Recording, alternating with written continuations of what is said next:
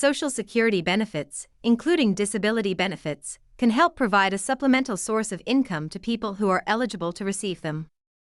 If you're receiving disability benefits from Social Security, you might be wondering whether you'll owe taxes on the money. For most people, the answer is no. But there are some scenarios where you may have to pay taxes on Social Security disability benefits. Is Social Security disability taxable?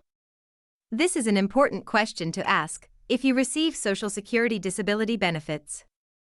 And the short answer is, it depends. For the majority of people, these benefits are not taxable. But your Social Security disability benefits may be taxable.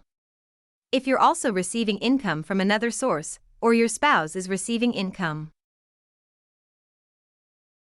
The good news is, there are thresholds you have to reach before your Social Security disability benefits become taxable. When is Social Security disability taxable? The IRS says that Social Security disability benefits may be taxable if one half of your benefits, plus all your other income, is greater than a certain amount, which is based on your tax filing status. Even if you're not working at all, because of a disability, other income you'd have to report includes unearned income, such as tax-exempt interest and dividends. If you're married and file a joint return, you also have to include your spouse's income to determine whether any part of your Social Security disability benefits are taxable. This is true even if your spouse isn't receiving any benefits from Social Security. The IRS sets the threshold for taxing Social Security disability benefits at the following limits: $25,000 if you're single, head of household, or qualifying widow, ER. $25,000 if you're married filing separately and lived apart from your spouse for the entire year. $32,000 if you're married filing jointly. $0 if you're married filing separately and lived with your spouse at any time during the tax year. This means that if you're married and file a joint return, you can report a combined income of up to $32,000 before you'd have to pay taxes on Social Security disability benefits.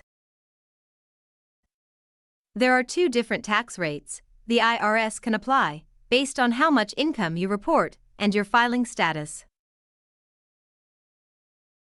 If you're single and file an individual return, you'd pay taxes on up to 50% of your benefits if your income is between $25,000 and $34,000. Up to 85% of your benefits if your income is more than $34,000. If you're married and file a joint return, you'd pay taxes on up to 50% of your benefits if your combined income is between $32,000 and $44,000. Up to 85% of your benefits if your combined income is more than $44,000. In other words, the more income you have individually, or as a married couple, the more likely you are to have to pay taxes on Social Security disability benefits. In terms of the actual tax rate that's applied to these benefits, the IRS uses your marginal tax rate. So you wouldn't be paying a 50% or 85% tax rate. Instead, you'd pay your ordinary income tax rate based on whatever tax bracket you land in.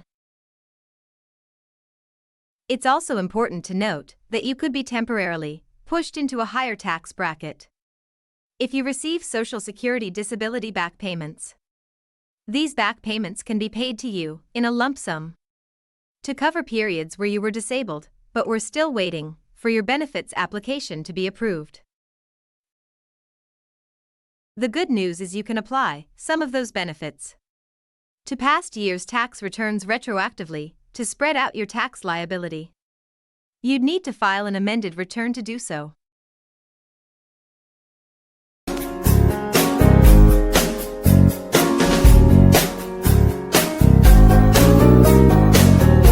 Hi, this is Evangeline G. Ron, an enrolled agent and the founder and principal consultant of Evangeline G. Ron, Incorporated, which is based in Los Angeles, California. My office serves more than 2,000 clients. from all over the U.S. since 2008. I am committed to sharing informational and educational tax and finance videos to empower taxpayers.